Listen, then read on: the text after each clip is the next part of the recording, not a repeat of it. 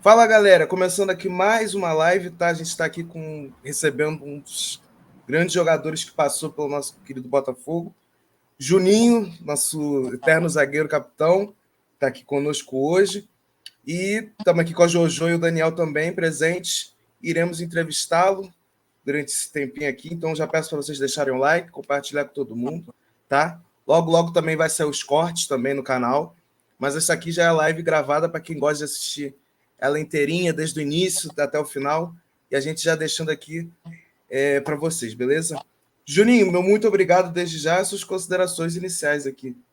Pô, obrigado prazerzão estar aqui com vocês, conhecer vocês pessoalmente, Jordana, Daniel, você, Otton, prazerzão, a gente tem se falado só por Instagram, né? Sou novo nesse negócio de internet, né? Já demorei, mas entrei nesse negócio e tá legal. Tô gostando porque tô tendo muito contato com gente daí do Brasil, né? Tô muito tempo fora e principalmente com a torcida do Botafogo.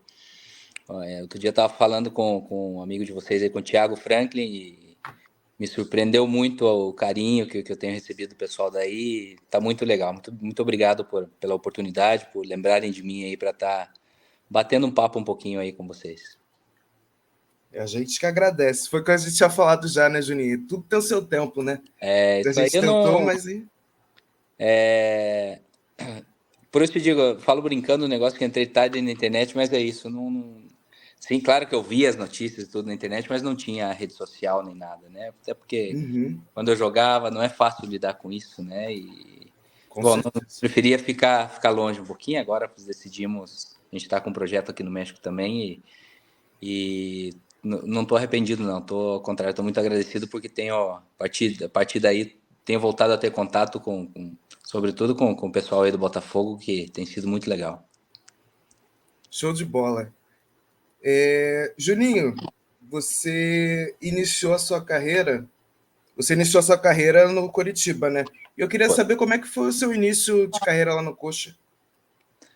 Pô, foi legal, cara. Foi tarde, né? Comecei tarde a jogar futebol, com 17 para 18 anos, 18 anos já praticamente, já tinha. O auxiliar da Sub-20 do Curitiba me viu jogar um futebol society aí em Curitiba, né? Eu não jogava em nenhum lado, né? E me perguntou se eu queria fazer uma prova no Curitiba, né? E nesse tempo quando podia ir no estádio com meu pai, né? Não tinha muita condição, mas quando ele podia, ele me levava. Nesse tempo de fazer a prova no Curitiba, a estrear no time profissional em 2002, foram 6 meses, cara. Então foi muito rápido tudo, né? As coisas aconteceram. Eu creio muito em Deus e creio que nem você acabou de falar, tudo tem o seu tempo, né? E foi um pouco diferente do normal, né? Que o jogador tem toda uma categoria de base, tudo isso, né? Eu não tive nada disso. Minha categoria de base foi a várzea, né? Foi o futebol amador, né? Então me ajudou muito de certa forma também, porque levei muito disso para minha carreira no futebol, né? Mas foi assim, 6 meses depois estava fazendo uma estreia no time profissional do Curitiba, onde eu joguei 4 anos também, até 2004, né? E o Bonamigo com o Edson, que era seu auxiliar, em 2005 me contactaram para me levar para o Botafogo. Muito legal essa história, muito legal essa história. E eu queria saber também, Juninho, que nós, né, torcedores, a gente ama saber um pouco como é que funciona, né, sobre esses acessos que tem dos bastidores, né? E a gente queria saber mais ou menos como é que chegou a proposta, se encaminhou a proposta do Botafogo para você, né?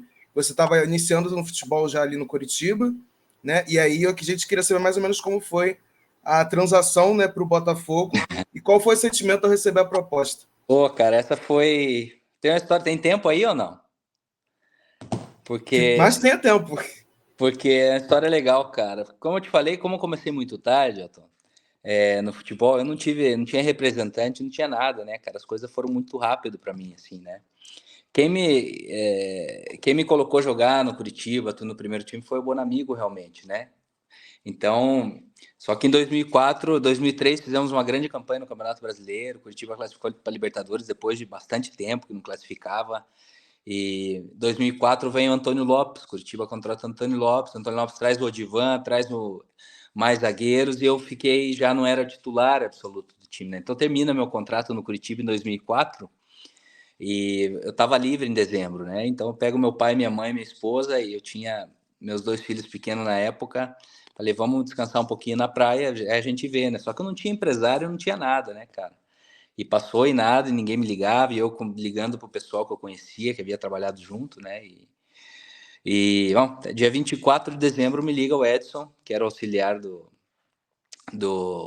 Bonamigo, né? E fala, pô, Juninho, como é que tá a tua situação aí no Curitiba, não sei o quê. E falei, pô, professor, acabou meu contrato aqui, não renovei, tô livre, né? Aí ele fala assim, bom, não quer vir aqui com a gente no Botafogo? A gente renovou aqui no Botafogo, Bonamigo, a gente tá com o Bonamigo aqui, não quer vir pra cá? Eu falei, caramba, cara, com todo respeito ao Curitiba, a gente tá dando um salto importante na carreira, né, do Curitiba ao Botafogo. Botafogo é Botafogo, né? Então, eu falei, claro, professor, como que eu não vou querer, né? E ele falou assim, tá bom, já vai te chamar aí o diretor. Aí ele só me faz um comentário assim, ó, só não pede muito dinheiro porque o clube aqui tá com problema financeiro e tudo bem, né? Agora você imagina eu vou te abrir, cara, valor, hein? Vou te falar em valor porque a história Por de favor. certa forma engraçada por causa disso, né? Eu ganhava em 2004 no Curitiba, como eu era da base, eu ganhava um pouquinho, ganhava 10 mil reais por mês. Esse era meu salário, eu terminei. Mas era um salário nessa época que eu tinha minha vida com a minha esposa, né? A gente, uma vida simples, mas a gente vivia bem, né? A gente tinha nossas coisinhas e tudo isso. Então eu, na minha inocência, né? É, Aí nessa meia hora que demorou entre eu desligar o telefone com o professor Edson até me ligar o diretor, conversando com meu pai e a minha mãe, que também não sabiam absolutamente nada de negociação, né? Falei, sabe o que, pai? Os 10 mil para mim é um salário bom. Única coisa é que agora a gente vai morar no Rio, a gente vai ter que pagar aluguel, né, no Rio. Então vou ver se. Deixa eu ver. Aí conversei com um amigo meu que morava no Rio, quanto mais ou menos que paga de aluguel no Rio, não sei o quê, né? E ele falou, gente, mais ou menos uns 1.500, 2.000 reais de aluguel, né? Falei, então tá bom, então eu vou pedir uns 12, será que eles pagam, pai? Pus, pede, filho, explica. Me ligou o diretor, cara, expliquei assim, assim para eles. Eu ganhava 10 mil aqui por mês, mas aí eu vou ter que pagar aluguel e não sei o quê. Se vocês me pagarem 12 mil, a gente fecha. Ó, então foi assim a resposta dele. Pegou o telefone e falou: fechado, Juninho. Então já te mando aí a passagem, os voos para você vir para cá já no dia primeiro fazer os exames médicos e tudo isso para a gente assinar o contrato. Ó, então desliguei o telefone, cara, entre a alegria de chorar aí com a minha família, porque realmente estava muito alegre, muito feliz, né? Mas essa sensação de você falar, pô, eu podia ter pedido um pouco mais, porque. Mas é na inocência de eu não ter nenhuma ideia, né, de como foi, né? Então chego aí, faço os exames médicos e chego na hora de assinar o contrato. Lembro que eram 12 mil, né? Aí vou assinar o contrato, levo um amigo comigo para me ajudar lá, para não ir sozinho para o Rio, né? Levo um amigo meu comigo e na hora de assinar o contrato, começa a ler o contrato, tinha lá. Eu tinha entendido que era um ano de contrato, né? Então tinham lá 2 anos de contrato. Então era 12 mil e o segundo ano com 20% de aumento. Então era 13 mil e pouquinho. 13 mil e quase 14 mil o segundo ano. Meu coração, cara, explodia por dentro, né? Porque realmente eu trabalhava como pedreiro com meu pai, com a minha mãe, né? Realmente graças a Deus nunca me faltou nada, mas nunca tivemos luxo nem nada. Eu tinha meu filho, meu primeiro filho, Patrick, hoje vai completar 24 anos no mês que vem. Eu tinha ele, não jogava futebol, era realmente minha esposa eu conheci, né, antes de jogar futebol e tudo isso, né? Bom, então para mim esse já era um salário já que eu dizia, vou poder continuar tendo a vida boa jogando no Botafogo, né, dando uma vida digna para minha esposa, para os meus filhos e tudo isso. Então foi assim, meus 2 primeiros anos, essa é a história, sabe? 2005, 2006, onde eu assinei. Lembro que o diretor ainda falou, gente, se você quiser, né? Senão fazemos um ano só. Eu falei, não, não, não. Sim, tá bom, a gente assina aqui, não tem problema nenhum.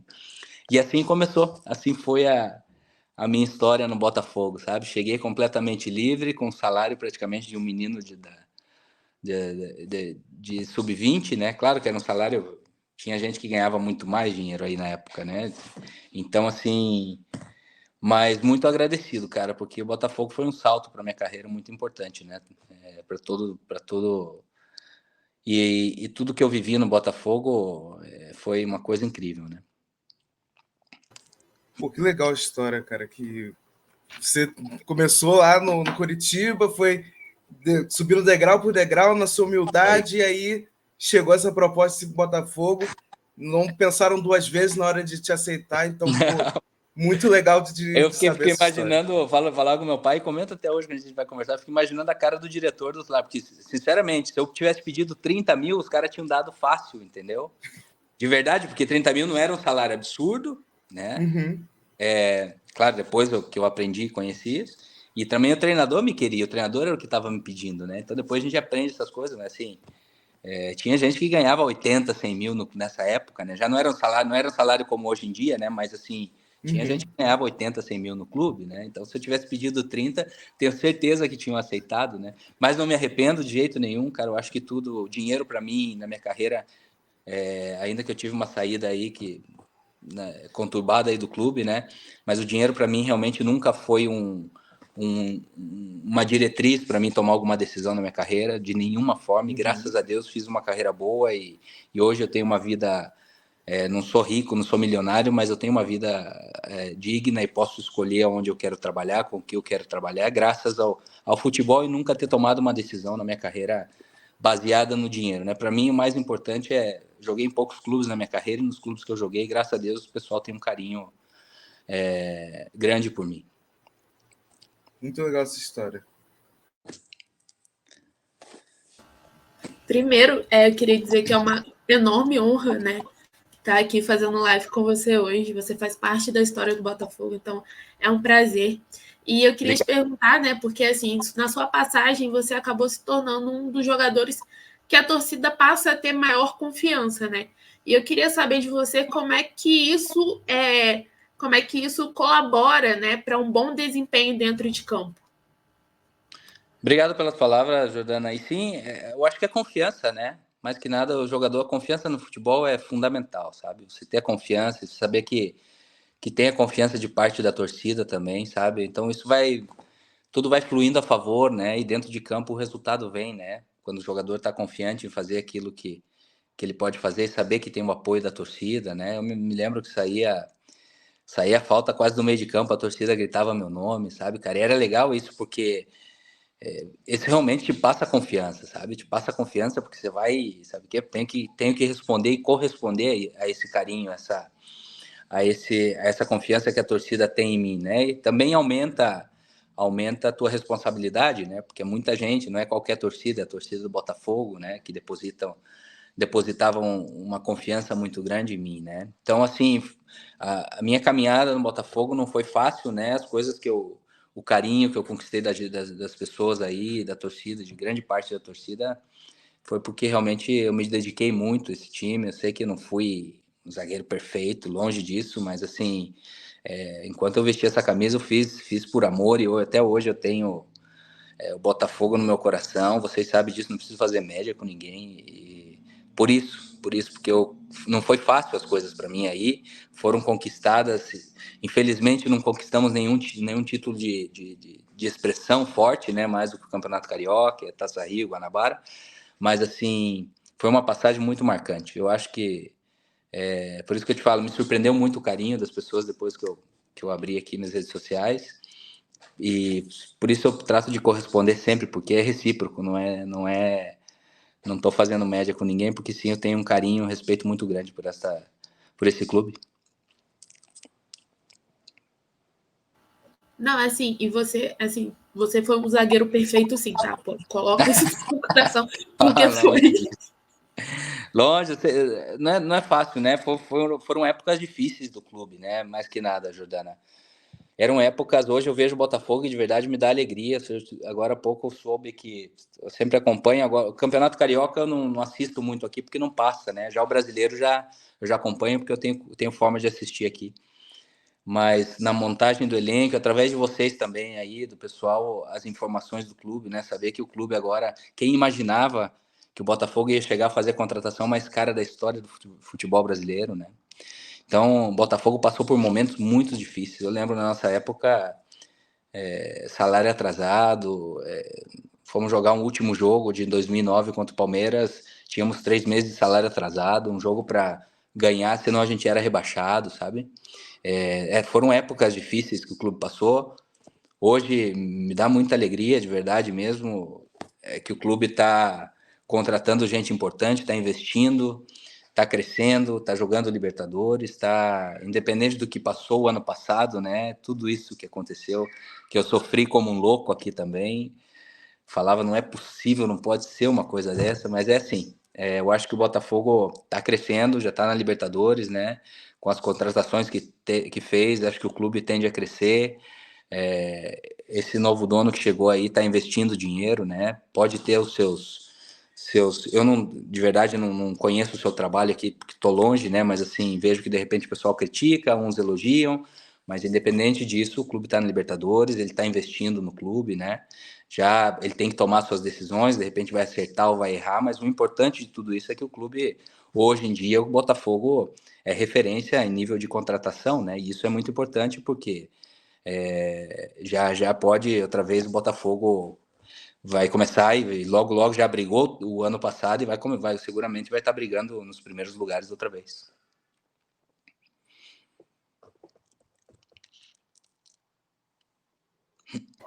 Bom, Juninho, a gente, como nós torcedores, né, temos jogos que nos marcam, né, de forma positiva e negativa também. E assim, a gente também queria saber de vocês, como atletas, se vocês conseguem nos pontuar um jogo que te marcou positivamente pelo Botafogo e um jogo que te marcou negativamente também pelo Botafogo. Positivamente, cara, eu para mim, o meu primeiro gol no Botafogo contra o Volta Redonda no Campeonato Carioca, não lembro se era Taça Guanabara ou Taça Rio, um gol de cabeça, esse foi meu primeiro gol no Botafogo, assim me marcou muito, cara. Me marcou porque eu era muito jovem nessa época e foi no Maracanã, sabe? Esse foi um jogo que me marcou muito, assim, positivamente, né? Ainda que não foi um jogo que eu fiz um jogaço, nada. Simplesmente fiz um gol da vitória que a gente classificou, né? De 2-1, acho que a gente ganhou. Mas, assim, por ter feito o primeiro gol, ficou muito marcado, sabe? Negativamente, cara, tivemos aquele jogo do River, fatídico jogo do River lá na Argentina, né? Esse River eu tenho. River, desculpa se de repente eu falar um espanhol aqui de vez em quando, isso me escapa, cara. Tô aqui tanto tempo. E o River tem entalado na garganta, porque perdi uma final de Libertadores também com o Tigres aqui em 2015. Perdemos lá, né? Aqui a gente empatou e lá a gente perdeu. Mas assim, esse jogo. Teve um jogo também, 2-2, uma final de Carioca com o Flamengo, que eu faço um golaço de falta, mas assim, depois até errei o pênalti acho que eu e o Lúcio, ou eu e o Guerreiro erramos o pênalti, não lembro, mas assim, a gente estava perdendo de 2-0 esse jogo, empatamos de 2-2, tivemos ainda, se eu não me engano, um gol do Dodô, que eles marcam impedimento e não tava, sabe? São coisinhas assim, esses jogos que eu gostaria de ter ganhado, sabe? Mas assim, mais negativamente, o que mais marcou foi esse do River. Porque sim, a gente tinha ganho em casa 1-0, um gol de Joilson, e lá, da forma que se deu as coisas no finalzinho, cara, faltando 5 minutos, os caras fazem 2 gols e essas coisas que acontecem com o Botafogo que é difícil de explicar, né? Com certeza, a gente entende bem. O do River no Tigre, só para complementar, vocês tinham acabado de eliminar o Internacional. Não Inter foi jogou com o na Inter, semifinal, não foi? isso, foi a semifinal com o Inter, né? E passamos, a gente empatou 2-2, não, empatamos 2-2, empatamos 2-2 em Porto Alegre e ganhamos de 3-1 aqui no México. E fomos para a final contra o River, fizemos um jogaço em casa, cara, mas erramos 2, 3 gols e não levamos vantagem, né? E lá a gente perdeu. Entendi.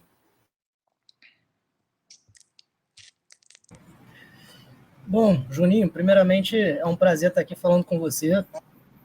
É um cara que, sem dúvida, está marcado aí na história do nosso Botafogo, né? Vai ser lembrado para sempre, né, com a torcida, com muito carinho. E, Juninho, queria saber o seguinte, cara. Lá em 2007, você ficou marcado por fazer muitos gols, principalmente, né, de bola parada. Eu queria saber como que é isso para a autoestima do jogador, né, para a confiança, né, ter um ano tão importante, né, onde você foi muito importante em diversos jogos, né, com os seus gols. Como que isso afeta a sua confiança, a sua autoestima, e ao mesmo tempo você estava ali incentivando seus companheiros, né, ali dentro do Botafogo. E fala um pouquinho para a gente como que funcionava isso para você, né, e para a equipe, no caso. Né? Fala, Danielzão, prazer, cara. Olha Prazer. só, o Botafogo por isso foi incrível. Esse ano eu fiz 10 gols no Campeonato Brasileiro. Até hoje eu sou o zagueiro com o maior número de gols numa edição de um Campeonato Brasileiro, sabe? Esse ano acho que eu fiz 10 e o Chicão, acho que estava no Figueirense, nessa época era do Corinthians, também fizemos 10 gols os dois, né?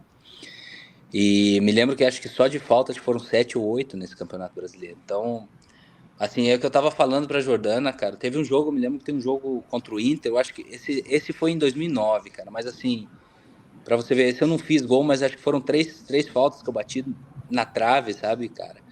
E assim, era legal isso, porque a torcida realmente tinha essa... Eu sabia que quando saía falta, cara, a torcida tinha essa esperança, sabe? Em 2007, sobretudo, porque tinha eu e o Lúcio, né? Então, porque tinha o Lúcio de perto, eu de longe, de perto também, de repente, né? Conforme a gente via aí a posição da barreira e tudo isso. Mas, assim, é o que eu te falava, a gente saber que a torcida tem essa confiança em nós, gerava em nós uma responsabilidade maior, né? Então, a gente treinava muito, Daniel. Realmente, a gente treinava muita falta. Ou seja, era coisa assim, dois dias antes do jogo, pegava a bola e o Lúcio e batia 50, 60 faltas por dia, sabe? Por quê? Porque... no jogo você não tem você tem uma ou duas chances, né, por jogo. E aí você tem que ter um aproveitamento grande realmente, porque é a oportunidade que você tem de concretar, né, e abrir um marcador. Hoje em dia os gols de bola parada definem o jogo muito mais agora a bola parada lateral, né? A gente tem visto poucos gols de faltas, né? Eu tenho uma das razões que eu creio que acho que pode ser é que realmente os jogadores não treinam mais como antes. Porque é precisão. Isso é precisão, é treinamento, cara, não tem... não adianta, né? Eu deixei de treinar, eu já não jogo mais, né? Se eu pegar uma bola ali para bater de longe, muito provável que eu erre feio, porque realmente eu já não treino mais como treinava antes, né? Você tem a tua forma de bater na bola, você tem a tua técnica, mas você tem que estar acompanhada, ela tem que vir acompanhada de muito treinamento, né? Hoje em dia... a parte física tomou um espaço muito grande no futebol, né? Então, os preparadores físicos, a parte de fisiologia do clube, nos treinamentos tomaram um espaço muito grande, né? Muitos treinadores vão falar, hoje o cara tem que correr 4 quilômetros no dia de treino, tem que, não sei o que, fazer muito esforço, tá medindo o sangue para ver o lactato e ver se não tá muito desgastado e não sei o quê. Se o cara falar, vou ali bater um pouco de falta ali, o cara vai falar, o treinador vai falar assim, não vai forçar a perna, né, não sei o quê. Infelizmente tá muito assim o futebol hoje.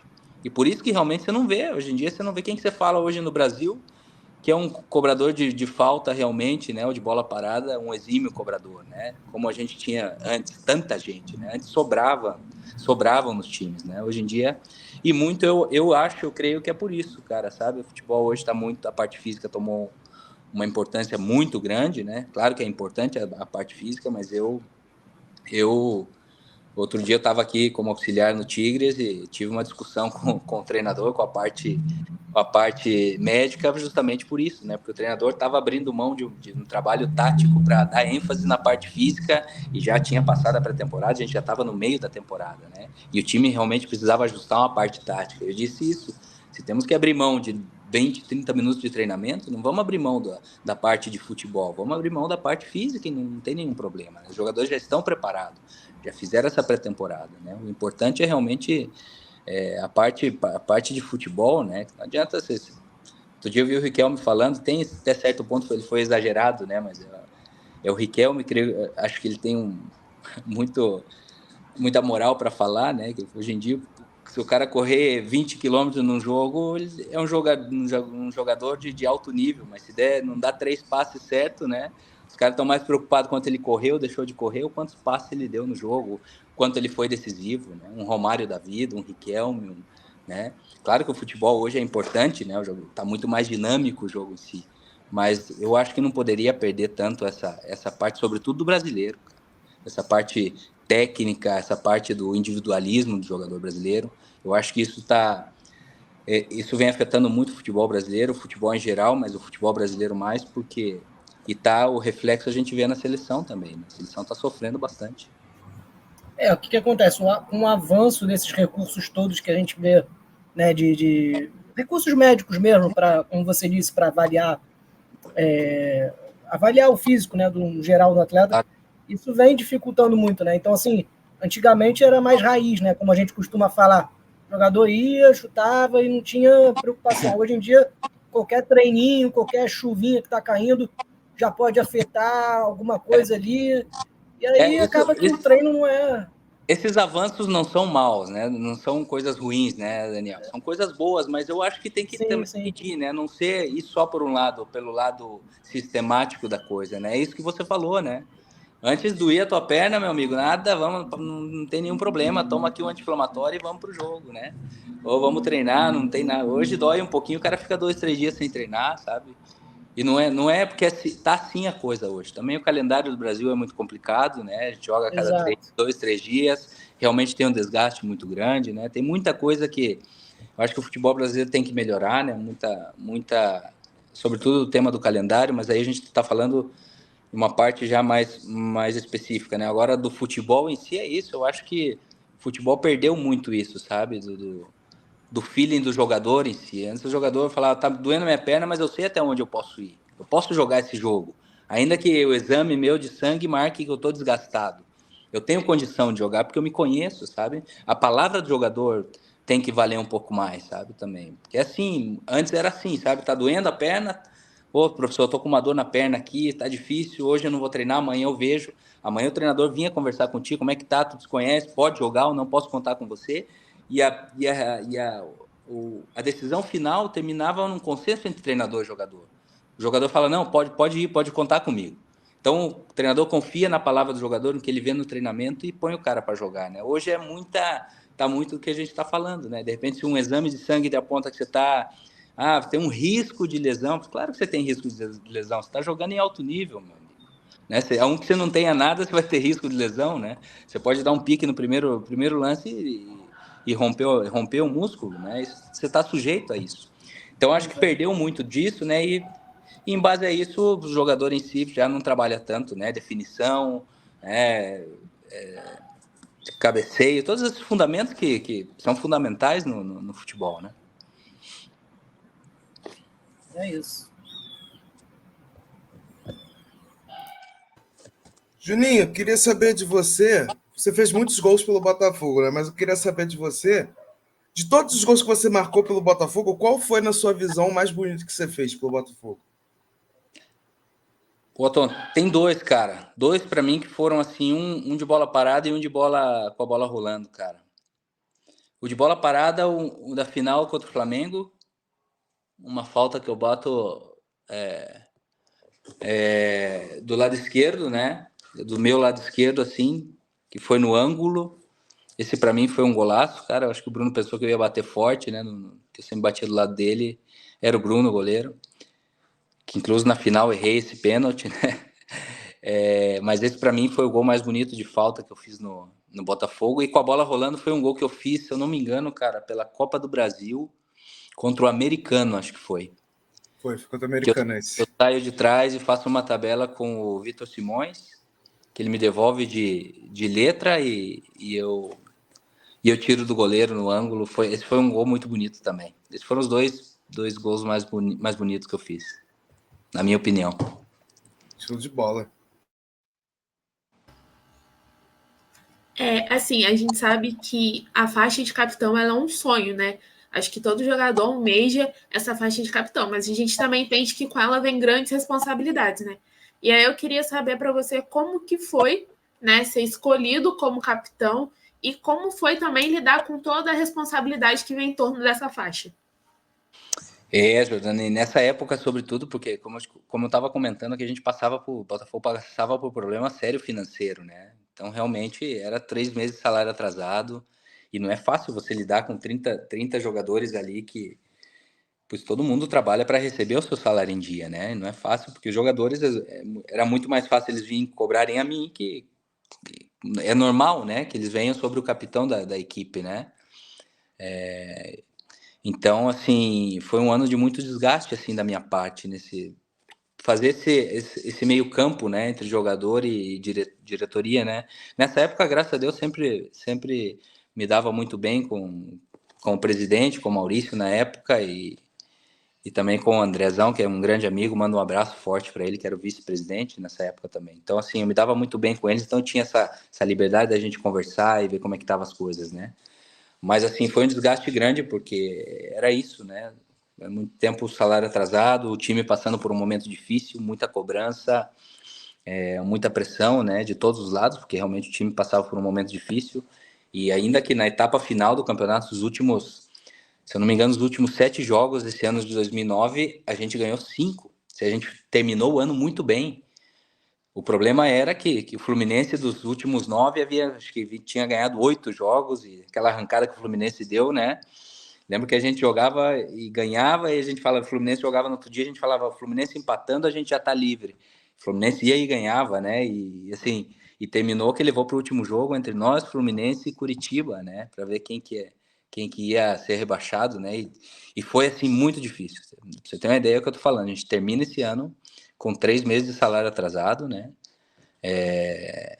As outras coisas também, já fundo de garantia, tudo isso, mas assim, o nível de estresse que realmente foi muito grande, né? Eu, pessoalmente, mais porque, como eu era capitão, né, e ter que lidar com fazer esse meio campo entre jogador, e aí nessa época de 2009 tinha o Reinaldo que me ajudava também, né, o atacante, nesse meio campo com a diretoria, mas assim, foi bastante desgaste da nossa parte, porque a gente queria, sobretudo o último jogo, né, dar um sinal para nós aí, para a gente falar para a rapaziada aqui, né, para tranquilizar um pouquinho, tirar essa pressão um pouco. Mas assim, ser capitão de um clube, graças a Deus aqui no Tigres também, eu fui capitão há muito tempo, e eu acho que é uma conquista pessoal do jogador, porque é um cargo muito importante, né? Agora que eu tô desse lado técnico da coisa, para você escolher o teu capitão do time, realmente tem que ser uma pessoa que seja o exemplo para os outros jogadores, né? Tem que ser o teu treinador dentro de campo, né? E tem que ser o exemplo realmente, tanto fora como dentro de campo, né? Então, tanto dentro como fora de campo, né? Então, assim, agora, estando desse lado ainda, eu vejo ainda mais o quanto é importante esse cargo, né? Enquanto me sinto feliz e honrado de ter... Caramba, falar que eu fui capitão do Botafogo não é falar que eu fui capitão com todo respeito ao Bangu ou qualquer outro clube, né? Capitão do Botafogo, né? Assim, para mim é motivo de orgulho, realmente. E saber que isso eu conquistei com o trabalho, né? Com a minha dedicação no dia a dia, que eu não foi... Ninguém me deu nada disso, assim, né? De presente, né? Então, assim, sempre busquei predicar, sobretudo com o exemplo, né?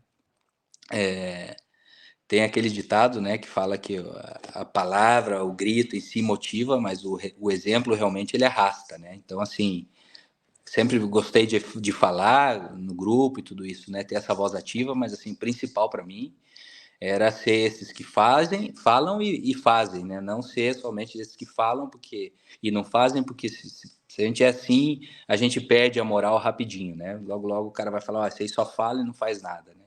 Então, assim, foi um motivo de orgulho muito grande para mim, independente do que a gente passou. Também vivi momentos espetaculares como capitão do Botafogo nesse 2007, que a gente passou nesse primeiro semestre de 2007 até o fatídico doping do Dodô, né?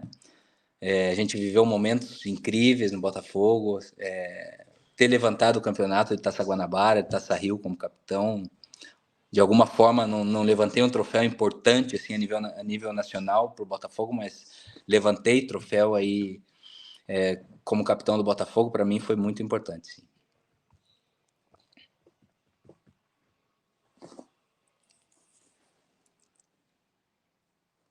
Juninho, falando do doping até e tudo mais que aconteceu, infelizmente em 2007 a gente teve essa notícia, né, que acabou ocasionando, né, o doping do Dodô, né, em 2007, um momento tão importante que o Botafogo estava indo bem nas respectivas competições, né?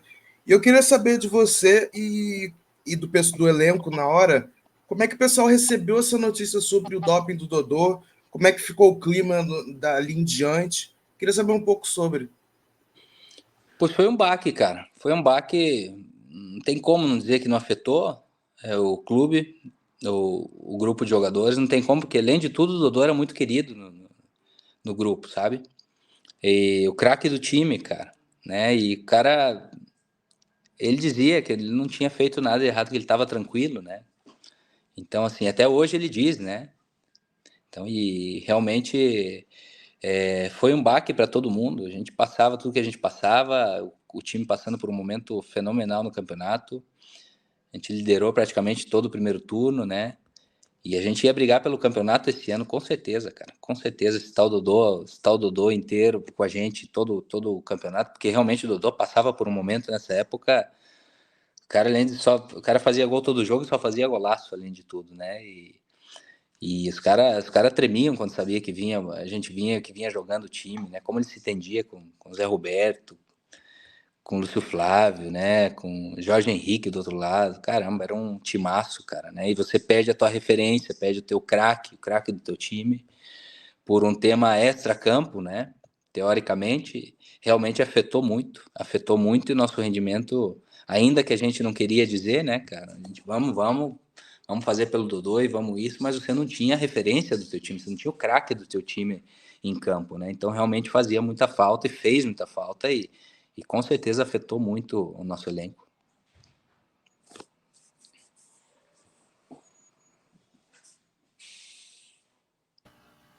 Assim, aqui no Rio, né, você sabe, a gente tem 3 grandes rivais, né? E assim, eu queria saber se tem algum clássico que você ia mais com sangue nos olhos. Aquele jogo que você falava assim, não, hoje a gente vai entrar para vencer, a gente vai acabar com os caras. Tinha algum desses ou eram todos iguais, assim, não tinham um preferencial? Não, os clássicos contra os três eram sempre muito bons, né? Mas assim, a maior rivalidade que a gente tinha assim, além do Flamengo, a gente ia muito em finais, né? Mas com o Vasco também. Com o Fluminense não tanto assim, não que não ia com sangue nos olhos nem nada disso. Como eu te digo, era clássico, né? Mas assim, os que eu sentia mais rivalidade na época era contra Flamengo e Vasco, contra esses dois, porque a gente jogou. Eu acho que eu joguei bastante, estando no Botafogo, eu joguei muito mais contra Flamengo e Vasco que contra Fluminense, sabe? Poucas vezes jogamos contra Fluminense por tema de calendário, qualquer outra coisa, né? Mas assim, me lembro quando o Flamengo, as finais que a gente jogava, cara, de repente os árbitros aí, tudo vocês já sabem essas histórias, né? Mas assim, isso deixava a gente muito transtornado. E depois contra o Vasco, teve aquela época do gol mil do Romário, lembra? Que a gente jogou 2 ou 3 jogos pro cara para fazer o milésimo gol, né? Lembro que o Cuca falava no vestiário, ó, não deixa esse cara fazer o gol, senão vai acabar o jogo. Os caras vão entrar em campo, a imprensa vai entrar, vai acabar o jogo, né? Assim, então, assim, Flamengo e Vasco para mim assim foi os dois clássicos assim que a gente jogava que para mim tinha mais rivalidade assim, sabe, nessa época.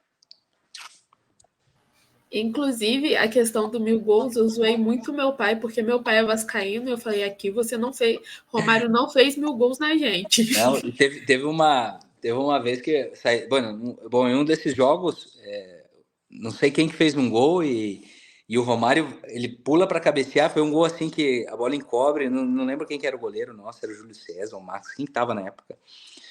A bola encobre assim, cai no segundo pau no ângulo e o Romário pula nesse segundo pau e fica assim a 3 centímetros de tocar na bola. E eu lembro que eu olho pro Joilson, o Joilson olha pro árbitro e diz assim, né? Como quem diz, não foi o Romário, como que não queria que fosse o Romário, né? E a gente tinha isso também, porque a gente não queria ficar marcado como Botafogo, né? Como time que levou o milésimo gol do Romário, né? Porque ia ser notícia mundial, né? E ser o Botafogo, isso de verdade a gente falava entre a gente, né? Era muito importante pra gente, né? E esse baixinho era difícil, viu? Porque você falava, esse cara aqui não vai fazer nada, não corre, não faz nada, e quando você olhava para trás, ele estava sozinho, cara. Falava que não era fácil, né? Assim, mas assim, foram momentos assim legais, sabe? Ter vivido isso com tantos craques assim também, jogando tanto a favor como contra, foi muito legal. Papai, já? Ainda não, já termino, tá? Juninho, como alguém que tem experiência de disputar ligas nacionais, e internacionais, né? Eu queria que você pudesse apontar aqui para a gente quais assim, as principais diferenças entre o futebol brasileiro com o futebol de outros países, né? Principalmente o do México, onde você teve muitos anos aí, está até hoje aí convivendo. Eu queria que você apontasse aqui para a gente um pouquinho dessa diferença. Assim, Daniel, com o México, o Brasil assim, é muito parecido tecnicamente, né? Falando dentro de campo, né? Qual é a diferença, cara? Justamente isso que a gente estava conversando agora há pouco, o calendário. Os caras estão na frente aqui nisso, sabe? Porque não é essa loucura de jogo quarta e domingo o ano todo, sabe? Só tem jogo no meio da semana aqui quando os clubes disputam a Conca Champions aqui, sabe? Então aí sim, não tem, por exemplo, aqui não tem os torneios estaduais, né? Aqui só joga Apertura e Clausura, que são os 2 torneios grandes, né? Faz de conta um primeiro e segundo turno aí do Campeonato Brasileiro, mas claro, separados, são completamente separados os 2, né? Cada torneio é um torneio, cada campeonato é um campeonato. E depois joga a Conca Champions, os clubes que vão jogar e os que não, né? Senão depois é jogar só final de semana, né, cara? Então, assim, tem muito mais tempo os treinadores para trabalhar os seus times, né? Porque geralmente, a maioria das vezes tem a semana cheia de trabalho, os jogadores chegam muito mais inteiros nos jogos, né? Pode exigir muito mais dos jogadores. Eu acho que nisso o futebol mexicano está na frente do brasileiro, sabe, cara? Eu não entendo realmente, não é...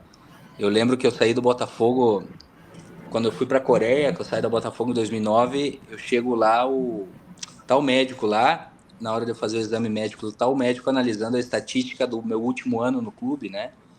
No Botafogo, eu tinha jogado 70 jogos pelo clube no último ano, sabe? Porque eles veem o histórico, vê o tema de lesão e tudo isso, né? Então você fala assim, é muita coisa, cara. É muita coisa. E aqui, quando você joga aqui no México, por exemplo, quando você joga muito, com tudo e Conca Champions, e isso, você vai jogar 55 jogos, mais ou menos, sabe? No ano todo. Então, isso para mim é o principal, porque influi em muitas outras coisas, né?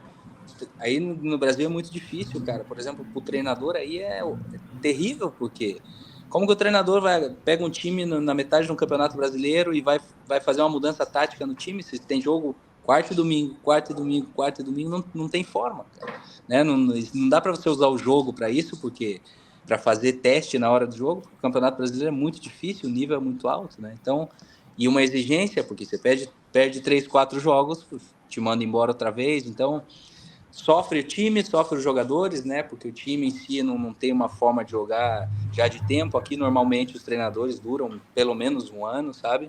Os clubes têm por esse costume dar pelo menos um ano, salvo se o treinador for muito mal mesmo no primeiro torneio, que eles não continuam. Então, o time passa a ter uma forma de jogar, né? Um estilo realmente do treinador. E se há a possibilidade de trocar o treinador, o que chega tem um certo tempo para ele poder trabalhar o clube, o time realmente, fazer o que ele quiser, né?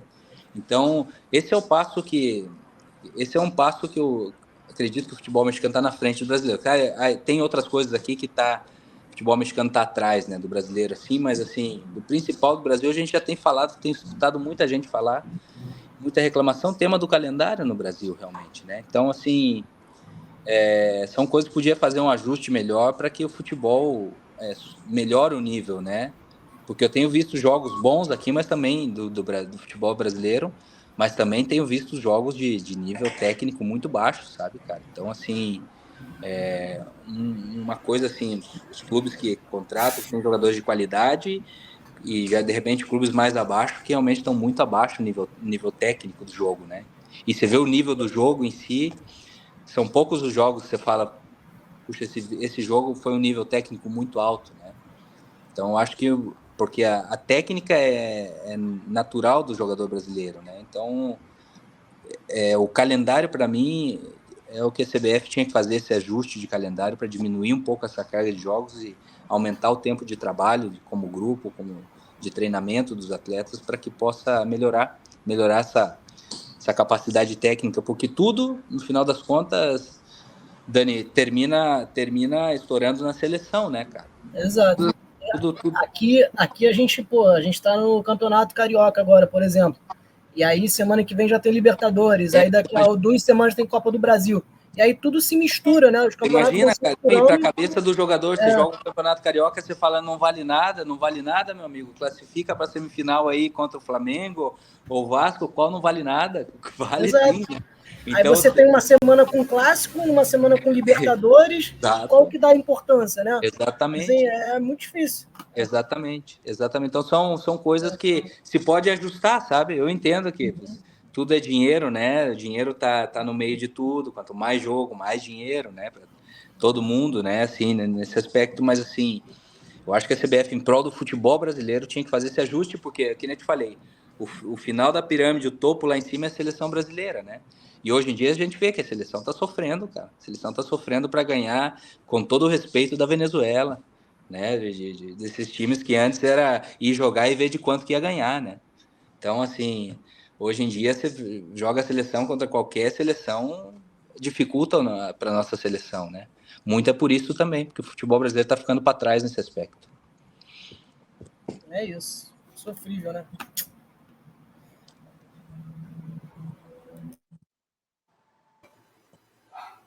Bom, Juninho, é o seguinte, essa próxima pergunta que eu vou fazer agora para você, você vai poder me discordar com total coisa, porque é muito perceptivo assim para dizer se é verdade ou não. Porque tem gente que fala que tem um gol a mais que você e tudo mais. Mas é o seguinte, qual é o sentimento para você de ser o segundo maior zagueiro artilheiro da história do Botafogo, assim, com 29 gols? Porque tem gente que fala que tem um a mais, vulgo Sandro.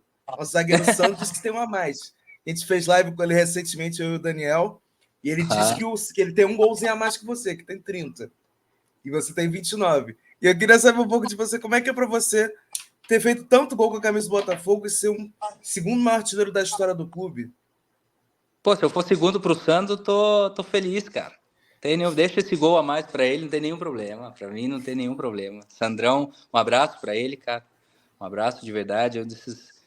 Eu, como um bom botafoguense, eu gosto de pessoas, jogadores que vieram realmente e fizeram jus, né, a ter jogado nesse clube, honraram a camisa realmente, né? O Sandro, até hoje, ele leva esse carinho pelo Botafogo, né? É um botafoguense também, apesar de não ser do Rio. Assim, um abração para ele. E tomara que venham mais, cara, que venham mais zagueiros que façam um monte de gol também. Ou seja, para mim, claro, ter feito bastante gol no clube, independente se sou o primeiro ou o segundo, para mim, de verdade, não tem assim nenhuma. E mais com o Sandro, né? Pode deixar, eu deixo esse golzinho para ele, não tem problema. Então, assim, é um motivo de orgulho, né? Vocês lembrarem, assim, né? De ter feito tantos gols, não é pouca coisa, né? Aqui, graças a Deus, no Tigres também foram 39 na minha passagem aqui. Sou o zagueiro com mais gols aqui no clube também. Então, assim, são marcas pessoais, né? Apesar que eu nunca fui assim individualista e tudo isso, mas são marcas pessoais que eu consegui atingir, né? Assim, me deixa muito feliz, sim, porque sou um zagueiro e zagueiro fazer gol é um pouco mais difícil, né? Então a gente valoriza bastante, né? E ser um dos zagueiros com mais gols da história do Botafogo, cara, porque outra vez eu repito, é o Botafogo, não é qualquer time, né? Então, assim, para mim é motivo de bastante alegria, de bastante orgulho. Te falasse, Juninho, que o zagueiro mais perto que chegou perto da tua marca foi o Antônio Carlos, né? Que fez 2009, 2010 para 2013, mais ou menos, que ele jogou aqui. Fez 23 gols. Faltou 6 para empatar com você. A grande maioria tá ali com 10, 8 gols assim, durante toda a sua passagem pelo Botafogo, sendo zagueiro. Então essa marca ainda vai continuar provavelmente com você durante um bom tempinho ainda. Tomara que não, tomara que venha um aí, comece a fazer gol e desbanque eu e o Sandro, né? Assim, mas não é uma marca fácil porque, como eu te falei, sendo zagueiro, né? Não é uma marca. Claro, a gente tinha o tema das faltas. Falta, né? Falta que você e o Sandro tinham, né? Isso, a então, grande assim, maioria não tem. Era um plus, né? Mas assim, também não qualquer um faz tanto gol de falta, né? Então, assim, são marcas importantes, cara, importantes e como eu te falei, se o Sandro tem as contas dele, deixa ele fazer as contas dele, não tem problema. Você acredita nele? Com certeza.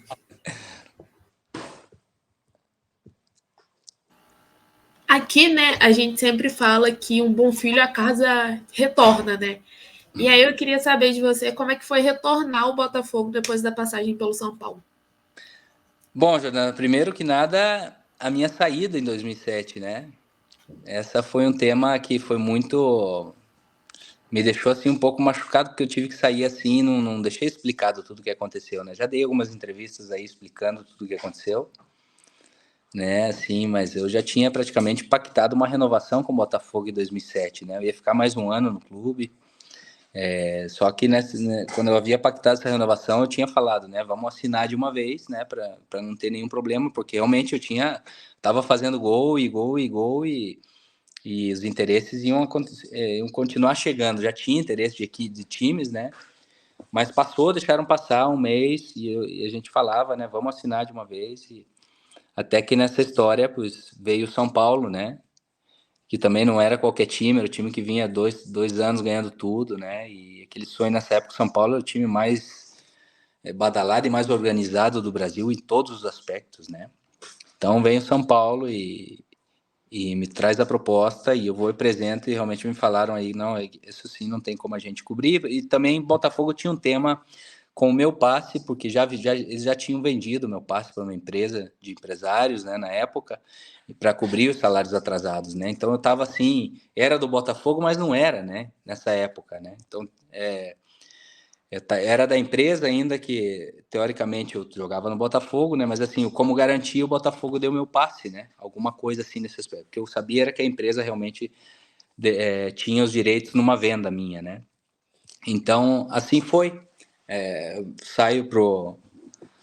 Vou pro São Paulo, né? Mas outra vez, quando eu falava que eu queria ficar, era verdade. Quando eu falava que já estava o contrato apalavrado, já, né? Que a gente ia, mas me lembro que faltava acho que uns 6 jogos para terminar o ano de 2007. Eu já tinha renovado ficar mais um ano, né?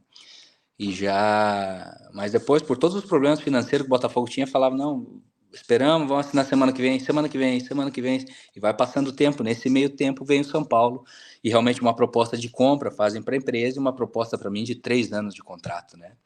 E aí sim foi o momento que eu pensei na minha família, né? Que eu, apesar de tudo, realmente, como eu falei para vocês, eu cheguei de graça no Botafogo e ganhando um salário muito baixo, e até 2007 eu ganhava realmente um salário muito baixo no Botafogo, na época que eu era capitão do Botafogo, né? Então, assim, o salário que o São Paulo oferecia era 3 vezes maior que eu ganhava no Botafogo, para ter uma ideia, assim. Então, realmente, e 3 anos de contrato, né?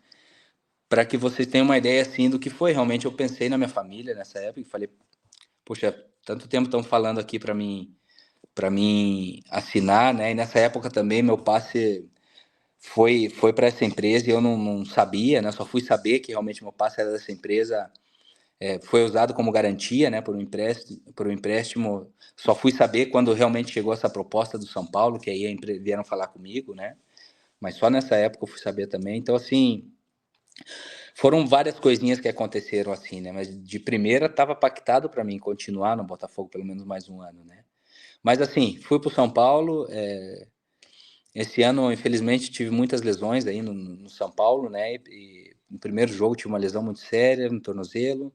Depois de 2 meses que eu volto a jogar, no terceiro jogo machuco meu joelho. Depois demorei para jogar e contrataram já o Rodrigo, o Anderson. O time jogava Libertadores, né? E perdi espaço no São Paulo, né? E outra vez em 2009, 2008 para 2009, terminando o Campeonato Brasileiro, que a gente termina campeão brasileiro no São Paulo.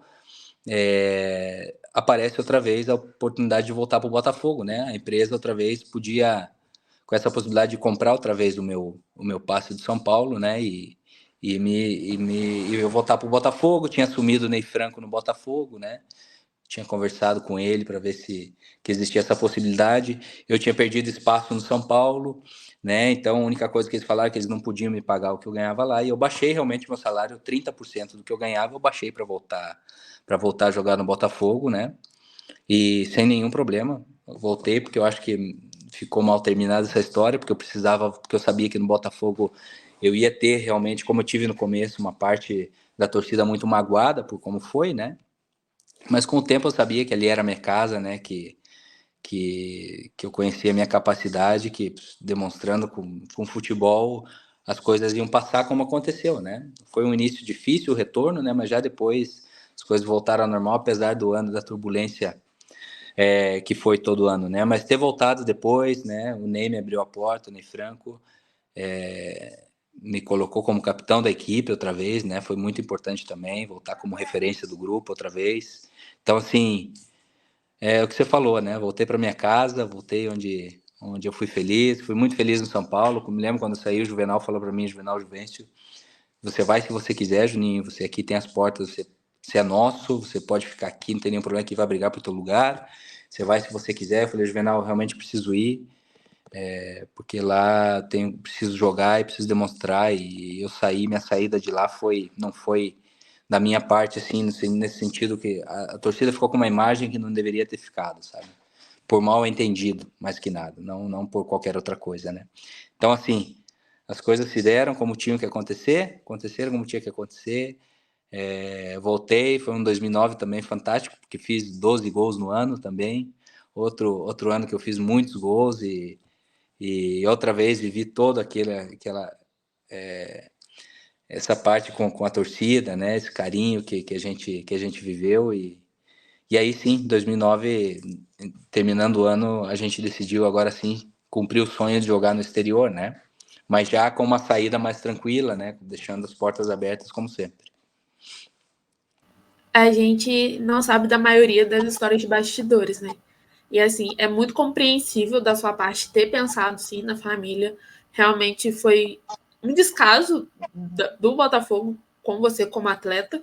Então é muito compreensível. E eu só queria saber mesmo se o seu contrato com o São Paulo foi um empréstimo ou se foi definitivo. Não, assim, Jordana, eu não digo nem que foi descaso, sabe assim, nessa história, vamos assinar logo, vamos assinar logo porque estão aparecendo clubes aí, sabe? Estão aparecendo e eu não quero escutar, eu falava pro meu empresário, não quero escutar ninguém. Estão aparecendo porque eu estava fazendo realmente muitos gols no campeonato, né? Então, e é assim, né? Tá aparecendo muita gente, vamos assinar logo porque eu quero. Tinha aquela história, a gente ia jogar, começou a sair, que eu ia sair, a torcida todo jogo, fica Juninho, caramba, aquilo para mim. Eu lembro que meu pai e minha mãe foram ver um jogo aí no Engenhão, acho que contra o Figueirense, se eu não me engano, que eu fiz um gol de falta também e a torcida gritando depois do jogo, fica Juninho. Para mim aquilo mexia muito, sabe? Então por isso que eu saí. E eu falava, puxa, essa gente, como todo mundo ficou decepcionado comigo, porque eu falava que eu queria ficar também, sabe? E já eles devem ter o motivo deles, o porquê que eles foram arrastando isso, né? E terminou que até que chegou essa proposta do São Paulo, né? Que nem eu te falei, você com 3 meses de salário atrasado, de repente chega. Bom, se bem que 2007 não estava tão assim atrasado, estava um pouquinho atrasado, mas a saída do Botafogo em 2007 nesse aspecto foi tranquila. Mas realmente eu ganhava um salário baixo no Botafogo nessa época e ia subir meu salário no Botafogo nesse ano que eu ia renovar, mas assim no São Paulo foi uma coisa assim e era o São Paulo, eram 3 anos de eles me compraram, Jordano, foram 3 anos de contrato, foi uma compra definitiva, sabe?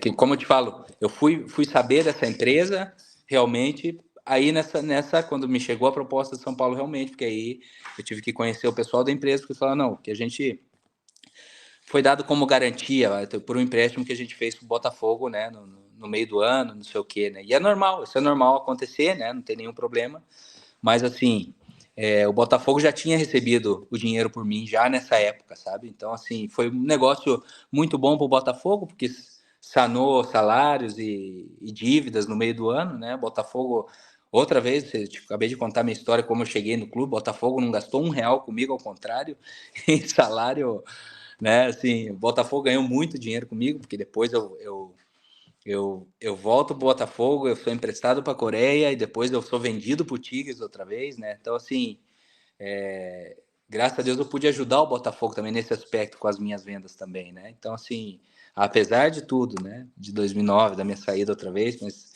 já fica para outra história como que ficaram as coisas aí, já em 2009, né? Mas, assim, é isso. Às vezes as coisas a gente não sabe, né, Jordana? E é isso que aconteceu em 2007 que me deixou triste, porque a torcida estava muito entusiasmada que eu ficasse, eu também, por várias razões, foi tudo muito rápido no São Paulo. Eu lembro que eu tive que ir rápido fazer os exames, porque se a gente anunciasse antes, a torcida ia à loucura, né? Porque estava um ambiente assim, então tive que teve que ser muito rápido as coisas. Então, isso me deixou assim também triste, porque, como quem diz, preciso explicar isso, como que foi tudo, né? Graças a Deus já expliquei alguns momentos atrás, agora também, para as pessoas terem um pouquinho de ideia, que não foi assim, vou ir e pronto, quero sair, não. Já estava pactado para ficar, infelizmente foi arrastando e não se deram. Quando aparece a proposta do São Paulo, eu vou e apresento para o Botafogo, né? Apareceu isso aqui agora, e eles falaram, realmente isso não tem como a gente, né, nem chegar perto, e muito obrigado por tudo, né, Juninho? E sem nenhum problema, né? Se eu não me engano, era o Bebeto, o presidente, o Bebeto de Freitas, que em paz descanse na época, que foi, assim, muito, muito correto comigo, né? Também estava o Montenegro ajudando aí, como sempre. E, assim, nesse aspecto foram muito corretos em 2007 comigo, né? Nesse aspecto, né? Já 2009 foi outro assunto, mas, assim, o principal era aclarar toda essa situação, né?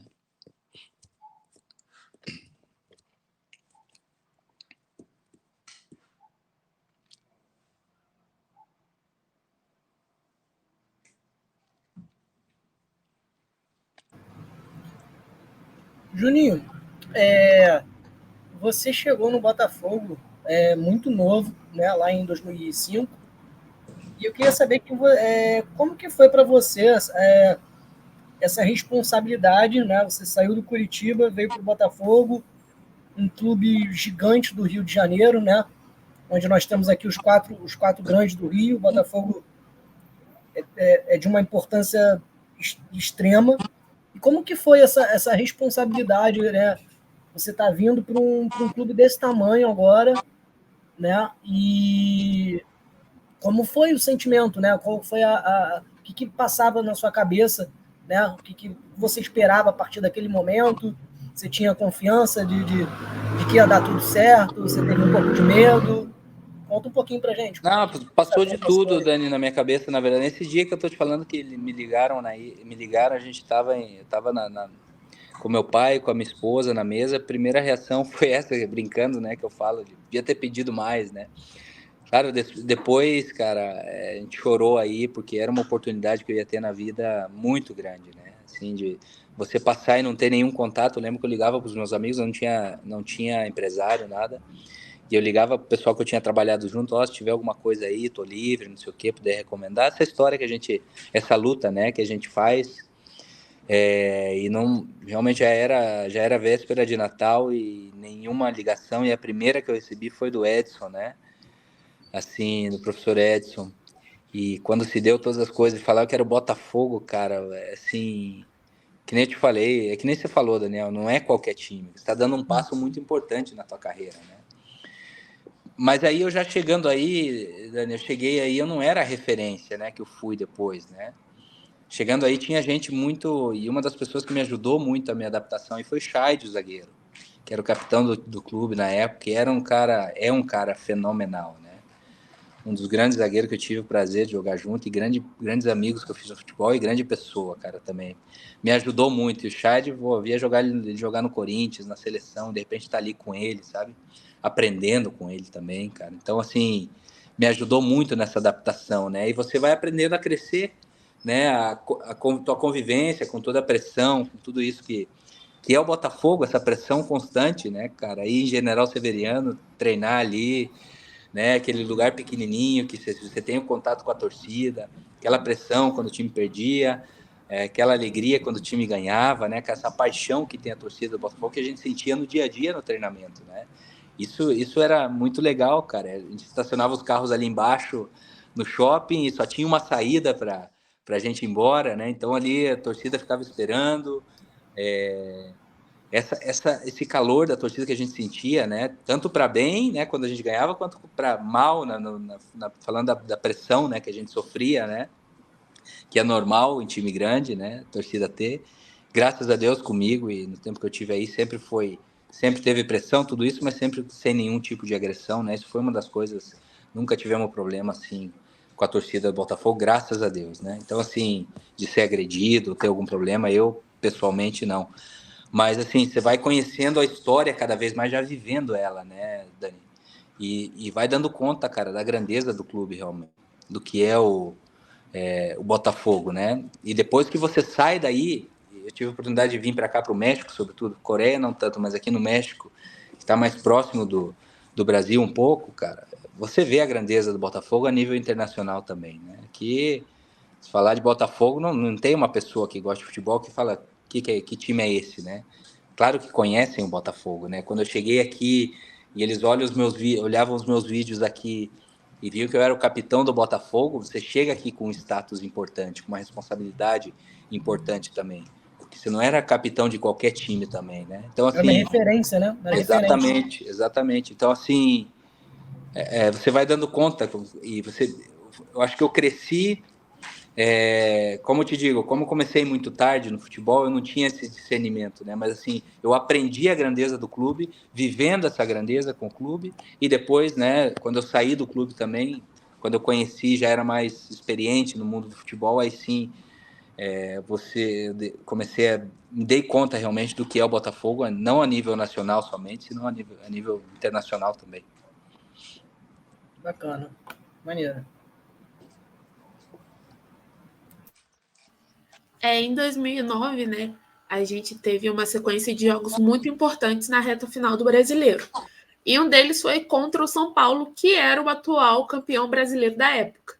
Queria saber como é que isso impactou na briga contra o rebaixamento. Se vocês sentiram mais, se a autoestima, né, do elenco assim, aumentou, como é que foi esse sentimento? Caramba, esse fim de ano foi difícil, Jordana. Esse fim de ano, porque a gente jogou os últimos jogos, se eu não me engano, foi contra o Atlético Mineiro, lá em Minas Gerais. Depois contra o Internacional, lá em Porto Alegre. Depois a gente pegou o São Paulo em casa. A gente pegou o Palmeiras em casa também, sabe? Assim, foram, como eu te falando, a gente fechou o ano muito bem. Muito bem. De 7 jogos, de verdade, acho que a gente ganhou 5, se eu não estiver enganado. O problema foi que o Fluminense realmente ia ganhando, né? Mas assim... o São Paulo que a gente enfrentou nessa época era o São Paulo, né? E vinha disputando o título, né? E tinha um elenco, eu tinha estado aí um ano antes, né? E sabia da capacidade desse time, né? E saímos em um dia, acho que foi 3-2 esse jogo, né? Se não estiver enganado, né? 3-2 com uma tarde ou noite inspiradíssima do Jobson, né? Então, assim, graças a Deus conseguimos ganhar. E é isso, você ganha do time que está disputando, né? De um São Paulo que está disputando para ser campeão do campeonato, né? A moral, a confiança vai lá em cima outra vez, né? Porque em seguida a gente tinha outra pedreira, né? Mas, assim, no aspecto anímico, claro que foi um gás a mais para a gente, foi muito importante nessa reta final. E assim, como é que foi também, né, enfrentar o São Paulo depois de já ter passado por lá, né? Isso foi tranquilo, Jordana. Nessa parte foi tranquilo. Não tinha essa. Eu saí do São Paulo com o sentimento que era um clube que eu gostaria de ter jogado mais, sabe? Infelizmente eu tive muita lesão lá e perdi espaço depois, porque contrata André Dias, contratou Anderson, contratou Rodrigo, só jogador de alto nível, né? E depois perdi espaço assim, mas fui tratado muito bem no clube, assim, muito bem, assim, um clube que tem um carinho, respeito também grande, assim, ainda que eu não tive uma história no clube, assim, grande, é um clube que eu não tenho nenhuma mágoa de nada, assim, sabe? Quando eu saí, apertei a mão do Muricy, agradeci ele por tudo, do presidente, como eu te falei agora, ele falou, você só vai se você quiser, você é nosso aqui, então, assim, a decisão é completamente tua, né? Foi bom ter reencontrado amigos, mas é que nem eu te falei, eu falava com o pessoal, falei, não vai ser nada fácil, mano. Se nós não tiver 100% mentalmente concentrado no que a gente tem que fazer, vai ser muito difícil. Estando 100% concentrado, vai ser difícil. Se nós não tiver, vai ser impossível. Então, assim, graças a Deus, a gente conseguiu sair num dia muito bom, assim, todos, né? Porque a gente não tinha espaço também para não estar concentrado, né? Porque se perdesse, estava praticamente rebaixado. Mas, assim, conseguimos fazer um grande jogo. Foi um jogaço, foi um 3-2, assim, de gols muito bonitos, né? Do Jobson tendo um dia impressionante também. Foi muito legal.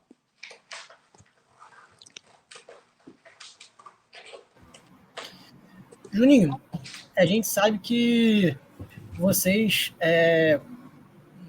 como jogadores, vocês passam por diversas situações e acabam tendo muita história para contar, né? Histórias boas, histórias tristes, né, de bastidores, situações engraçadas.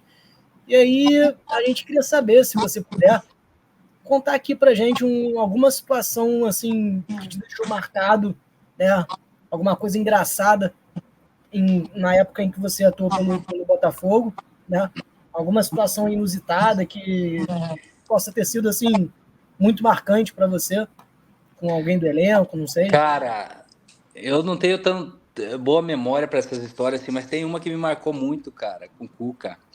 A gente foi jogar uma. Vocês sabem que o Cuca é meu treinador, o Cuca, né? Um abração pro Cuca também. Esse dos grandes amigos que eu fiz no futebol também. Incrível. Que bom que ele resolveu todo esse problema que ele teve, né? Agora já ficou tudo esclarecido. E tomara que a gente possa ver ele de novo aí dirigindo, né? Porque é um grande treinador realmente, uma grande pessoa. E eu, pessoalmente, gostaria de ver o Cuca de novo no Botafogo. Eu ficaria muito feliz em vê-lo outra vez dirigindo, né, o Botafogo. Bom, esse tema à parte, a gente foi jogar. O Cuca é muito supersticioso, né? Tem as superstições dele na hora do jogo e tudo isso, né? E ele não podia dar ré no ônibus. A gente chegava nos lugares, o ônibus, a gente não podia entrar de ré nos lugares. Pelos motivos que fosse, ele não deixava dar ré. E a gente foi jogar lá nos Aflitos contra o Náutico. E só tinha uma rua de entrada, então para manobrar o ônibus, para ele entrar de ré, era longe a entrada assim, era muito difícil, né? Tinha muita gente da torcida do Náutico nas ruas, não tinha. Outra forma, a gente entrar caminhando pelo meio da torcida, zero possibilidade, né? Aí levantou, acho que era o Riva, o preparador físico, né?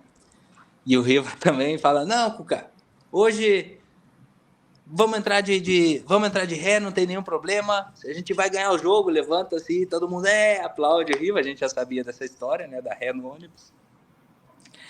E o Cuca, tá bom, então vamos de ré então, né? Todos os jogadores e entramos de ré no ônibus, cara. Começa o jogo 5 minutos, 1-0. Estamos ganhando do Náutico. Né? E a gente viu o Riva lá, todo mundo vai festejar, não sei quem que fez esse gol. Quem fez esse gol rapidinho, mas a gente foi com o Riva, com o preparador físico, festejar o gol, né? Bom, total da história terminou 4-1 pro Náutico, cara. Perdeu 3, foi 3-1 ou 4-1 a gente perdeu esse jogo, cara. Você não sabe o que era o Cuca no vestiário, cara. Esse cara tava louco, meu. Nunca mais, Riva, não sei o que, fale do ônibus atrás de ré, não sei, eu falei pra você. Essas histórias assim que... Claro que não teve nada a ver, né, com tudo isso, já é a crença de cada quem, a gente respeita, né, mas assim, eu falo do Cuca porque eu lembro dele com muito carinho e essa é uma das histórias que eu lembro que faz a gente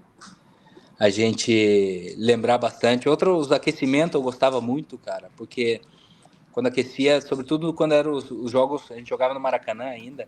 No Maracanã tinha uma área de aquecimento interna nos vestiários, né? E ali a gente se reunia para fazer os aquecimentos, se reunia antes dos jogos, fazer os bobinhos e tudo isso. São momentos que a gente passava ali, de repente passava a família para a gente dar um beijo ali. São esses momentos que a gente lembra, né? Lembro muito das preleções do Cuca também, sabe? Quando ele juntava, fazia a surpresa que ele fazia para a gente. O Cuca era muito inteligente nesse aspecto, ele sabia mexer com esse sentimento do jogador, deixar a flor da pele no momento de entrar pro jogo, sabe? Teve um jogo, uma semifinal que a gente foi jogar, uma final, acho, de Taça Rio, Taça Guanabara, que a gente ganhou, que a gente estava com 3 meses de salário atrasado, sabe? Então, ele manda trazer no Maracanã todos os funcionários do clube. E na hora que a gente está na nossa roda de oração ali, antes de entrar em campo, vem os funcionários nos abraçarem ali, sabe? E aí onde ele fala, vocês estão jogando por essas pessoas também, além da sua família, além da torcida, vocês estão jogando por essas pessoas também, né? Então, assim, porque essa vitória ia gerar um dinheiro pro clube, né? E o clube ia poder pagar parte do salário, né? Então, assim, ele sabia esses momentos mexer com... Por isso que eu falo, é um grande treinador. Além de tudo que ele sabe dentro de campo, taticamente, é um grande motivador também, sabe? Manejar muito bem esse tema do grupo, né? Então, assim, tem umas histórias boas, legais, assim, que a gente recorda sempre. Complementando aí, só para entender, eu acho que você diria que o Cuca, então, foi um dos treinadores que mais te marcou, que você trabalhou? Ah, sim, os que eu mais, assim, porque sabe o que ele fazia, cara? Ele gostava que o time jogasse, sabe, cara? Ele queria que o time jogasse, que fosse pra frente.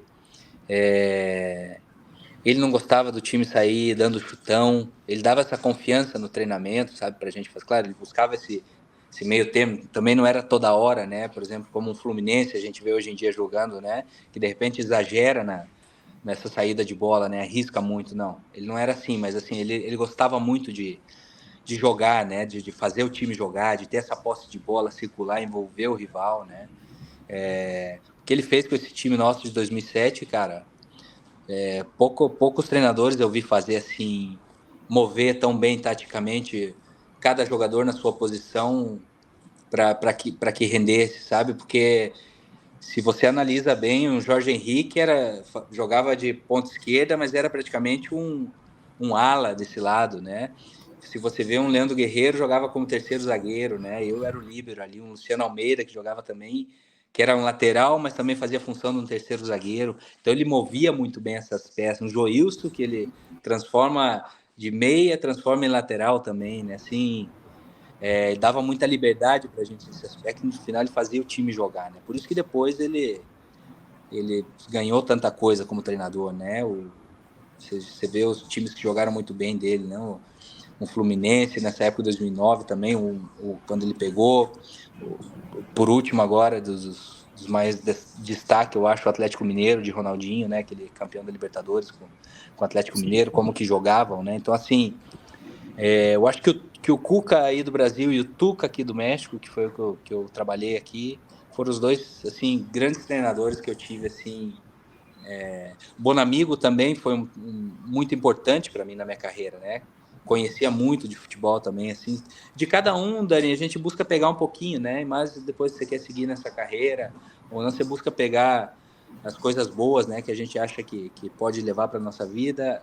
A gente agrega o que a gente tem para formar um nosso perfil como treinador também, né? Mas assim, fui afortunado, cara, de trabalhar com bastante gente boa, viu? Pouca gente eu posso falar, ó, isso aí foi um treinador mal para mim.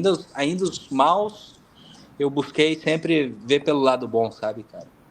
Para pegar o lado bom da pessoa, porque eu entendi depois que o treinador tem que tomar suas decisões, que ele tem que ter seus jogadores de confiança, né? E cada um tem uma cabeça e uma mente diferente. Com certeza. É isso. Juninho, a gente sabe que cada jogador em si, jogador de futebol, tem o seu ponto forte, né? Seja na marcação, seja em pênalti, seja em qualquer canto do futebol. Mas assim, eu queria saber quando você descobriu esse seu ponto forte, que era a cobrança de falta, sabe? Que você tinha a habilidade de poder fazer gol de falta de longe, de perto, de média distância. E eu queria saber quando você descobriu esse ponto forte e qual dessas três opções, entre perto, média distância e longa distância, você mais gostava de bater falta? Pô, isso sim desde pequeno, Otton, porque eu nunca joguei assim em clube, não tive categoria de base em nenhum clube profissional, né? Mas assim, quando eu jogava no futebol de 11 na várzea, eu sempre tive assim o chute um pouquinho mais forte que os outros meninos, sabe, cara? Na escola mesmo, né? Você vê, esse aí chuta um pouco mais forte ou pega melhor na bola, né? Porque não é tanta força em si, é mais a técnica de golpeio na bola, de pegar na bola, né? É claro que a força é importante, mas o mais importante é a técnica com que você bate na bola, né? E isso cada um tem a sua, né? Um erro que as pessoas cometem muito hoje é que fala assim, eu quero bater uma falta igual o Cristiano Ronaldo, né? Assim, você não aprende a bater, é nato dele a forma que ele bate na bola, né? Já as poses que ele faz antes, isso sim você pode imitar, né? A parada que ele faz, assim, mas assim, a forma de bater na bola, cada um tem a sua específica, né? Depois você aprimora com o treinamento tudo isso, né? Você busca a melhor forma de você bater na bola e você vai aprimorando isso com o treinamento, né, no dia a dia. Mas assim, desde pequenininho eu tive essa característica de chutar mais forte, assim, sabe? Sempre tive muito boa técnica de bater na bola. Então, quando chego no Curitiba, quando eu tô ainda nos juniores já, no meu pouquinho tempo que eu tive nos juniores, sempre que treinava o treinamento, ou a gente ficava chutando no gol ou fazendo virada de jogo com o companheiro que a gente ficava. Então era assim, todo o tempo, né? Termina que no jogo você termina fazendo em automático isso, já não te dificulta muito, né? Então foi assim, e depois fui aprimorando com o tempo, treinamento que a gente falou, né? Treinava muito mesmo, você não era pouco e treinava as duas formas, né? Se você me pergunta uma distância ideal para mim que eu falava daqui é onde eu tenho mais possibilidade de fazer o gol é quando a barreira quando a barreira ficava em cima da linha da área. Então, assim, estamos falando aí de 10 metros da área grande, né? De distância mais ou menos, né? São 9 metros, 9 passos da barreira, mais ou menos 10 metros da área grande. Aí era uma posição para mim muito boa, porque eu podia bater forte e por cima da barreira também, sabe? Aí fiz gols assim contra o Inter, contra o Vasco, porque eu sabia que se passa a barreira com a força que eu pegava na bola, tinha muitas possibilidades de ser gol, sabe? Então, assim, e quando era treinamento, quando era falta mais de longe, cara, a ideia minha era apontar no meio do gol, sabe? Quando era um pouquinho mais lateral, era apontar na cabeça do primeiro homem da barreira, meu amigo. Então, aí era onde a base minha era o primeiro homem da barreira de dentro, né? Do lado de dentro da barreira. Quando era sempre do lado de dentro, né? Já seja do lado de direita ou esquerda a falta. E aí, porque aí sim, você pegando aí, a bola provavelmente vai em direção ao gol, né? E já dependendo, agora sim, depende da distância ou da força, a bola se movia muito, né? Dificulta muito o zagueiro. Muitos gols saíram também, não só de gols meus de falta, mas bastante gol a gente fez de rebotes do goleiro, né? Então, assim... A maioria das vezes era assim, né? Quando você não fazia gol de falta, geralmente sobrava para alguém ali, pelo menos para ir no rebote. Era essa, assim, essa era a maior ideia quando era falta de longe, porque realmente é muito difícil fazer gol de longe, né? Sim. Então a ideia era essa, claro, pegava batia para fazer o gol, mas assim, sobretudo bater para que a bola fosse em direção ao gol, né, para dificultar o goleiro. Mas de distância era essa, cara. Claro, mais de perto melhor ainda, mas assim, ideal para mim é quando a barreira tava na linha da área. Show de bola. Eu canso eu comecei a fazer a página através de gols, né? Porque eu cansava de postar gol seu de falta, assim, era uma maravilha. Eu lembro até hoje, né? Mas eu fiz muitos jogos fora com meu pai. Eu fui, acho que, alguns jogos fora. Eu fui no do Atlético Mineiro, que você acabou fazendo um gol de falta. Se eu não me engano, a gente empatou em 1-1. 1-1 foi. E do Inter, né? Que a gente ganhou de 1-0 lá no Beira-Rio. Esse você foi também brabo, fez um gol de falta. Esse gol foi no começo do jogo e o resto foi com o Jefferson. Esse o resto foi. O Jefferson o fez. Bolívar, eu fiz live com ele falou sobre. Que ele falou que lembra que ele achou que a pancada que você deu poderia ter passado perto da cabeça dele, que ele provavelmente ia cair no chão. Eu fiz a live com ele falou até isso. E ele falou que o Jefferson, né, foi um dos goleiros um dos melhores que ele trabalhou, né? Em 2013, assim, mais ou menos, que o Bolívar veio. Foi ele e o Klemer, né? Só o Klemer, né? É um dos dois goleiros fantásticos, né? Não, o Jefferson era brincadeira. Um abraço para ele também, se ele estiver vendo aí. E assim, um dos grandes goleiros que eu tive a oportunidade de jogar também. Esse dava muita segurança, cara. Ter ele ali com a gente era muita segurança. Com certeza. Assim, né? Quando a gente fala de futebol, a gente sabe que ele é algo transformador, né? Tanto na vida de meninos quanto na vida de meninas também, e ao redor do mundo, né? E aí eu queria saber se você pudesse dar um conselho para a galerinha que está começando agora, né? Nesse mundo do futebol. O que você poderia dizer a eles? Olha só, é o que eu digo sempre aqui, Jordana, quando me perguntam alguma coisa assim. Coloque a Deus em primeiro lugar sempre, porque é Ele que nos dá saúde, é Ele que nos capacita, que nos dá o talento, né, para a gente poder fazer o que a gente ama, que é jogar futebol, né. Depois não permitam, treinem muito, trabalhem muito e não permitam que nada, nem ninguém diga para vocês que vocês não são capazes de conseguir o sonho de vocês, né. Vão topar com muita gente, as pessoas vão topar, infelizmente, com muita gente boa, mas também com muita gente ruim, né, que vai querer que o teu sonho não seja realidade, né? Então, assim, não desistam nunca, não deixe que os percalços, as pedras do caminho te desanimem, né? Que realmente acreditem no potencial, trabalhem muito, como eu falei, coloquem Deus em primeiro lugar e vão trabalhar, vão treinar, seja em qualquer função da sua vida, né? É o conselho que eu dou para os meus filhos.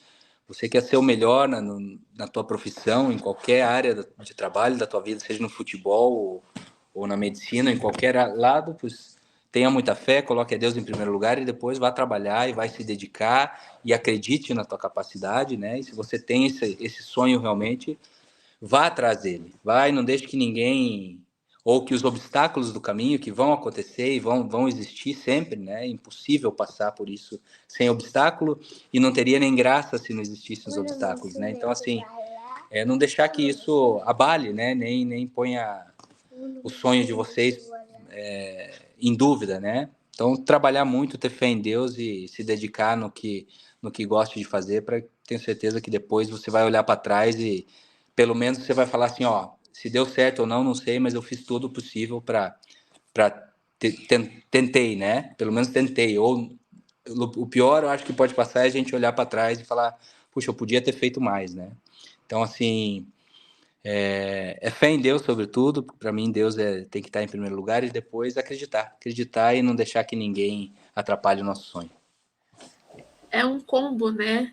Essa crença que a gente tem em Deus, que eu acho também muito importante. E não, independentemente do resultado, saber eu fiz o que eu pude, né? Exatamente. Eu dei tudo de mim e não ter aquele gostinho ruim de e se eu tivesse feito mais, né? Isso acho que deve ser a pior sensação, né, Jordana? Você olhar para trás na tua vida, né? Seja em qualquer âmbito, né? Ou até mesmo como um jogador, né? A gente pega um jogo, né? Que a gente jogou mal, que a gente olha para trás e a gente fala, puxa, a gente podia ter feito mais, né? Em todos os aspectos. Dói a gente ter, porque a gente já não pode mudar o passado, né? Mas a gente pode mudar o futuro, né? Com as nossas experiências e tudo isso. Então, assim, se dedicar ao máximo realmente de coração naquilo que a gente vai fazer e depois o resultado é consequência do nosso trabalho, né?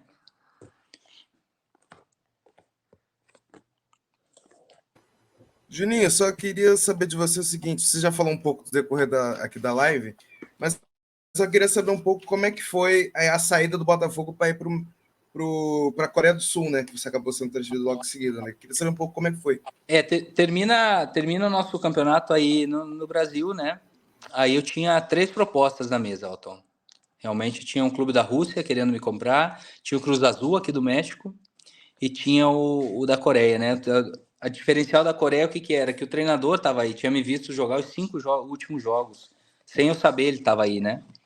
E ele tinha me visto jogar e a gente teve essa reunião só depois que terminou o campeonato e realmente estavam os outros 2 também aí. Só que o do Cruz Azul, eles falaram, ó, vou mandar essa proposta semana que vem e o da Rússia é igual também. A semana que vem te mandar uma proposta, já acertado valores de compra, não sei o quê. Tá bom. E esse que estava o treinador ali, que era o único que não era uma proposta de compra. Eles queriam empréstimo com opção à compra, né? Eles emprestaram, era empréstimo de 1 ano com opção à compra. E esse era o treinador, e ali, lembro que um pedacinho de papel ele pegou e falou, ó, vê aí quanto que de salário, como que fica, a única coisa que a gente não pode comprar, a gente vai fazer contrato de 1 ano, não sei o quê, a gente pode dar tanto salário, tanto de prêmio, não sei o quê, toda essa história, né? E, pois, gostei de você jogando, Juninho, não sei o quê, conversei com ele bem, senti muita confiança nele, porque era o próprio treinador que estava ali dos outros times, eram representantes dos times, né? E também no futebol a gente sabe que só vale quando está o papel assinado realmente, né? Então eu falei, sabe o que, Márcio? Como empresário, me falou, ó, Juninho, a decisão é tua. Conversei com a minha esposa, com meus filhos, né? Conversei com amigos que haviam jogado na Coreia, né? E tudo isso, para ver como que era realmente a vida lá e ter que tomar essa decisão, né? Se eu esperava os outros 2 clubes ou realmente aceitava essa proposta da Coreia. E tomamos a decisão de aceitar. E graças a Deus, porque 6 meses depois, outra vez entra em contato com um clube mexicano, né, o Tigres. E depois a gente negociou tudo lá para me liberarem da Coreia, porque eu estava bem lá, já tinha feito 6 gols no campeonato também, estava bem no time lá, não queria me soltar, até que eu conversei com o treinador que gostava muito da gente, da minha esposa, dos meus filhos, porque ele teve contato com a gente aqui no Brasil, né? E ele entendeu a situação e nos liberou. Então, aí, o Tigres me compra do Botafogo, né? Então, como eu estava emprestado aí, o Tigres me compra do Botafogo. E aí é onde eu em julho de 2010, venho aqui pro Tigres e estamos até hoje aqui no México. Que legal. E o treinador era coreano mesmo ou era... O da Coreia era coreano, cara. Era coreano? Tinha tradutor, Sentiu né? muito no início, assim, Foi, a o frio, do Brasil? sobretudo, Atom. O frio era... quem foi comigo foi o Reinaldo, o atacante. O Reinaldo. Ele falou, foi junto. Né, você vê como que tava, cara, o treinador mesmo falou, a gente precisa do atacante, Juninho, bom, e não sei o quê. E falei, tem um Reinaldo aqui que acabou o contrato dele no Botafogo também, tinha acabado o contrato do Rei. Uhum. E esse, eu falei, é muito bom e não sei o quê. Ele viu os vídeos do Reinaldo lá, encontrou com o Reinaldo e foi junto, cara. Então, para mim, foi bom, né? Tinha um outro brasileiro lá que estava em Portugal chamado Mota. E a gente se tratava muito bem, que os caras davam casa, carro, tradutor, sabe? Cozinheiro pra gente, assim. Legal. Então, o pior de tudo até é o idioma, cara. Você não poder falar com certeza. É o mais terrível, cara. Até dentro de campo, sabe? Eu não falava inglês, nada assim, e eles também não, assim, os jogadores. Sim. Dentro de campo, o coreano não tem nada a ver, né, cara? Então, assim, é difícil, cara. E o tradutor ali o tempo todo, e você tem que falar com o terceiro, né, Não foi fácil essa época, mas assim, já estava na metade do ano, a gente já estava completamente adaptado, né, ao país. É um país de primeiro mundo, foi uma experiência bem legal, assim. Legal de saber isso.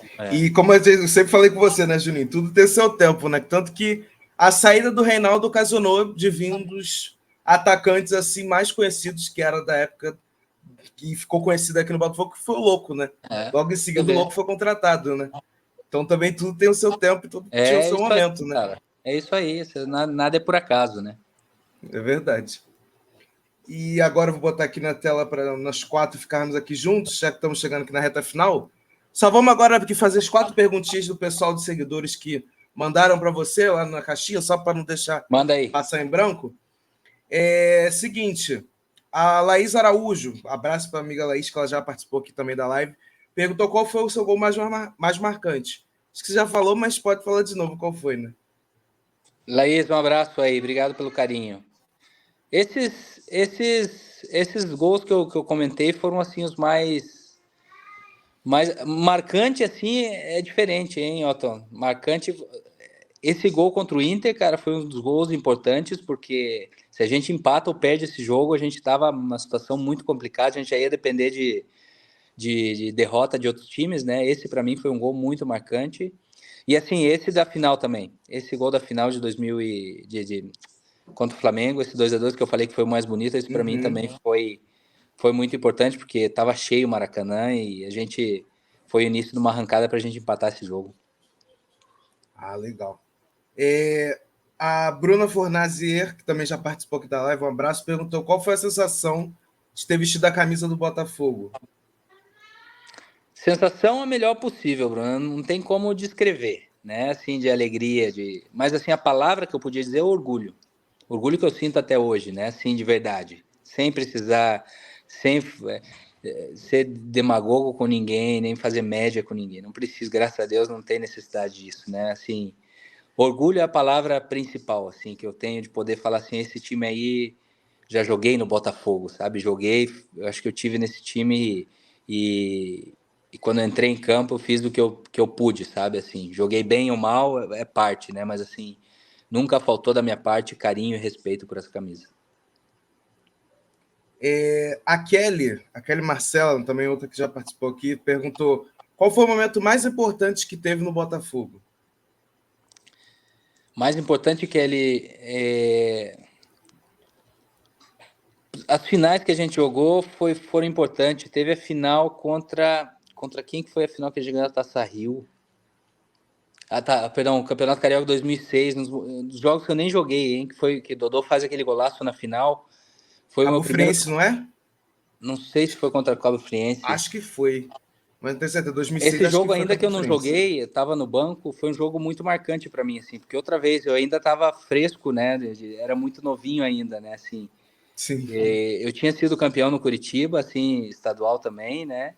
Mas assim, o Maracanã estava entupido de gente, né? Então são partidas assim que, ainda que eu não joguei, que me marcou muito, assim, sabe? Eu tenho muito na memória o gol do Dodô, esse gol que ele faz, esse golaço que ele faz, né?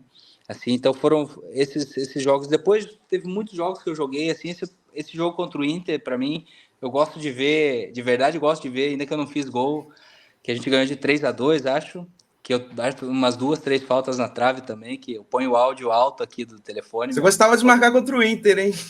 Foi, cara, aí a torcida gritava, juiz, saiu uma falta do meio de campo quase, cara, e eu bati na trave essa falta, e não fiz gol nesse jogo, mas assim, que você via a torcida gritando, né, e eu me lembro também esse jogo contra o Figueirense, acho que foi em casa, que esse sim eu fiz um gol, que aí é onde termina o jogo, e tava meus pais na arquibancada do Engenhão, que a torcida toda gritando para mim ficar, né, que tava esse tema da saída para São Paulo. E aí você sente o carinho, né, da torcida, de tudo que você construiu, né, a base de esforço. Tem muito jogo assim marcante para mim, cara. Ficar nombrando aqui é complicado para escolher um só, sabe? Com certeza. E a última aqui, a Mel perguntou aqui, a Mel BFR, abraço para a Mel, perguntou: como você descreve o amor da torcida do Botafogo? Oi, Mel, obrigado pelo carinho aí também. E como que eu descrevo o amor? Paixão, cara, loucura, mas sobretudo amor, cara. Amor verdadeiro, sabe? Não amor. Porque você falar paixão é aquele momento que passa, né? Você falar da paixão em si é um momento que ele passa, né? Depois fica o amor, né? Fica o amor verdadeiro, né? Mas é um amor porque não é fácil ser torcedor do Botafogo, cara. Não é fácil, né? Não é para qualquer um. Não é para qualquer um. Eu entendi isso agora, esse ano que passou, eu entendi bastante o lado de vocês agora, né? Porque eu tive próximo acompanhando tudo isso, né? Essa etapa.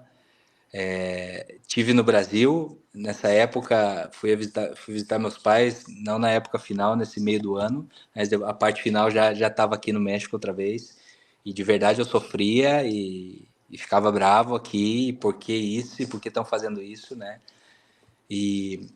Mas assim, é uma torcida que merece, cara, um time campeão de verdade. Aqui no Tigres, Otton, que seja também que sirva como esperança para todo torcedor Botafogo, incluso para mim, né?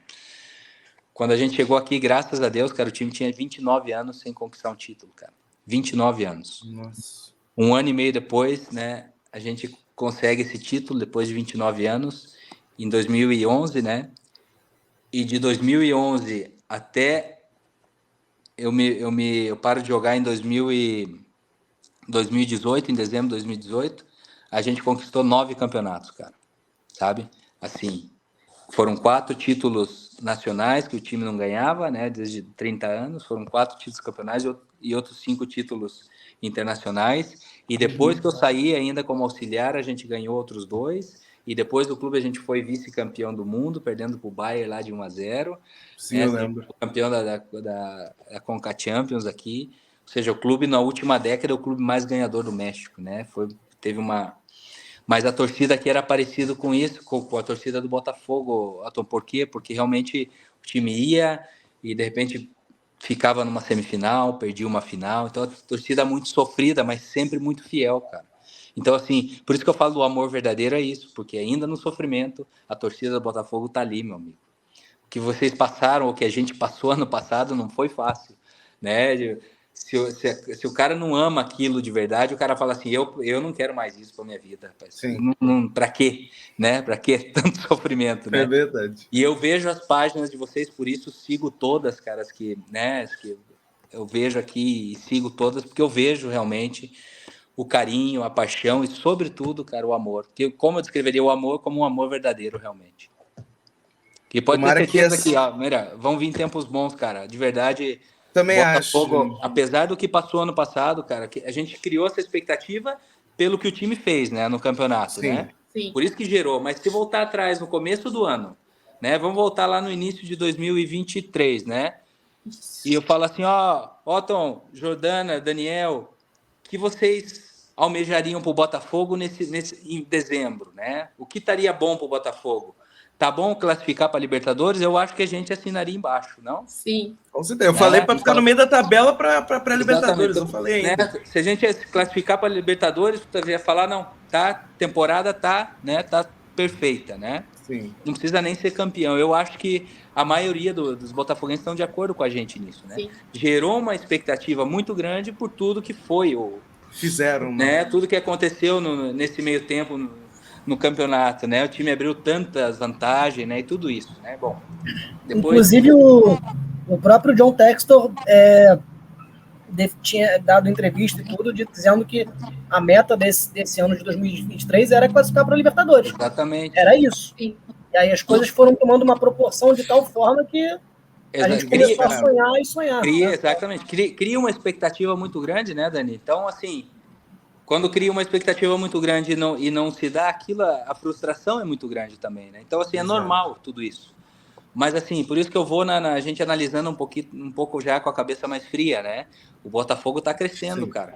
O Botafogo hoje, quem imaginava? Você me falar em 2009, cara, que o Botafogo ia fazer a contratação mais cara do futebol brasileiro, da história do futebol brasileiro, era difícil de acreditar, cara, né? Os jogadores que estão voltando agora, né, para jogar no Botafogo, né?